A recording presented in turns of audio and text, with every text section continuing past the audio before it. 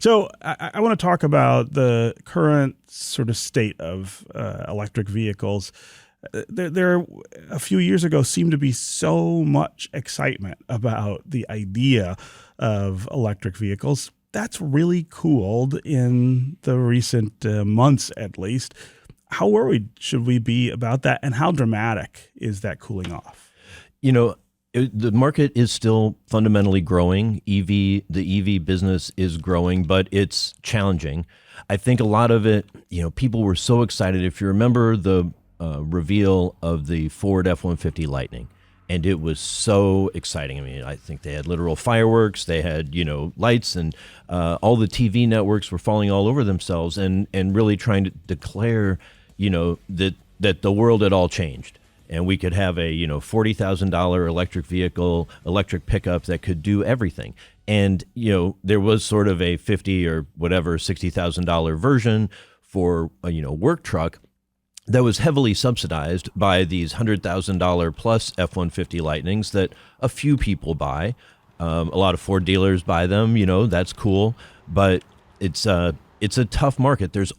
Turns out there are only so many people who can afford a $100,000 car, whether it's an F-150 Lightning or a Tesla Model X, or the Mercedes, has really run against the wall of putting out, created a lot of really cool electric vehicles, but a lot of them are $100,000 and up, $80,000 and up.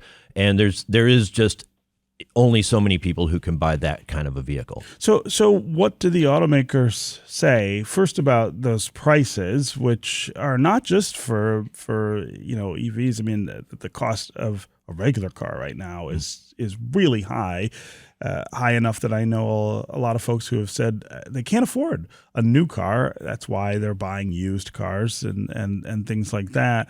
What do the automakers say about those prices, and whether we can expect that they would come down at some point so that more people could afford them?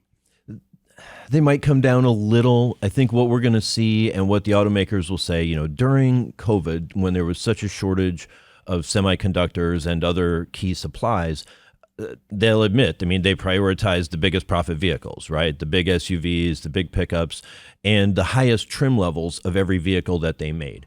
And so now they're having to fill out more of the rest of the portfolio. They can make basically all that they want to make, and that includes some of the more affordable versions of the vehicles that they're making, and making the full lineup, not just the high end. But hey, prices are going to stay high. Prices never come down. They might come down, though, relative to wages. You look at what's happening with the UAW. So if prices stay kind of the same, and UAW members, other people in the community start seeing 5 and 10% pay increases, that can make the affordability a little less onerous than it is right now. So I said in the open of the show that I kind of analogize this period of time to the turn of the last century, from the 1800s to the 1900s, when we were undergoing, I think, in some ways, a bigger transition from, horse-driven vehicles to gas-powered vehicles to machines. In some ways, it's really different too. I mean, we're talking about an energy shift that's going on more broadly than in the auto industry as well. But if we go back to that time period and talk about the things that made cars ubiquitous, right? Easily obtainable and easily drivable around our country. I mean, you can kind of point to some inflection points, right? The creation and perfection of the assembly line, of course, made it cheaper to make cars on a mass scale. Henry Ford's idea to pay workers $5 a day, which he said would help them be able to buy the vehicles they were making. Those were things that made gas-powered cars not just popular, but the thing that everybody was using. So if we try to imagine what those things might look like today, that would make EVs more accessible and better to drive, what would they be? What are we waiting for to happen that would make this transition easier? It's cost, and it's charging, and especially it's cost, right? The reason people switched from horses to cars and trucks that were powered by, as you said, by machines, often gas, but sometimes in those days even electric, was because they were economically advantageous, right? They didn't get tired like horses did. The maintenance was more predictable. And of course, then you could go faster and longer distances. What we have now, right, as we discussed, like prices are high. Prices for EVs are even higher. We've got some federal government support to try to bring the prices down on certain vehicles for certain consumers. But look, they still cost more, and that is a burden. But if we can get new and better chemistries, and also gaining the efficiency. Tesla didn't start off making billions of dollars. They started off losing billions of dollars, and then they got to where they could break even, and now they make a ton of money.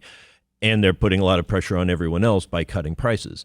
But GM and Ford and the rest are all further back in that learning curve. And so they've got to learn to get more efficient and faster. But what we're looking at possibly by the end of the decade, Kia is looking to do an EV in the mid-20s. Toyota, I think, is aiming for that. Tesla's aiming for that. Stellantis as well. I mean, you're going to need to see some really major breakthroughs for that to happen. But if they're economically better, the driving experience is better, and then they'll take over. But it's tough. You really were to go from the early adopters to the mass market. It has to be economically compelling, and we're kind of not there yet. And it's not. An EV in the mid-20s, that sounds phenomenal. What is it about what they're doing now that they have to perfect to get to that? Is it about batteries? Is it about some other science in the car? What prevents that from being available now? Yeah, it's primarily the batteries. The batteries, right? It's you're talking about $10,000 to $15,000 worth of batteries in a car, and compared to a powertrain that altogether might cost $5,000, it's just it's a lot more money. And so they can try to find ways to make savings, but what we're really looking at is, can we get to solid state batteries? Can we do there's some plants that don't take as much cobalt or as much lithium. So we'll see if we can get a break. Basically, it's going to need a breakthrough or two. But as some people would theorize, if you throw enough hundreds of billions of dollars at a problem, the scientists will figure stuff out, like we did with the COVID vaccine. Faster than anyone thought could be done. If enough resources are put at it, maybe that's when we get the big breakthroughs.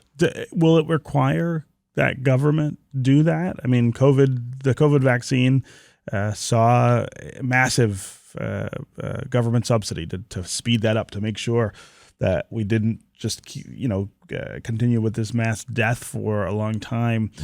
Would we need something on that scale from government with EVs? We're seeing it. The Inflation Reduction Act, as well as the CHIPS Act and other things. The support, the government support, federal and state, is heavy, right? It's immense. It went. China had put so much into EVs and batteries. A long time ago. They have a head start. China and Tesla have a huge head start. But the United States government is very active in supporting and promoting this stuff. But it takes time. That's the other thing, right? When we all got excited about the F-150 Lightning, people thought we were there, and we're not there. We're on the beginning of a journey that's at least a decade, right? To get the mines built, the processing back onshore. And it takes forever to get those up and running. The permitting is very challenging. Some would say it should be, but that's something we're going to be hearing more about in the coming years as well. Yeah.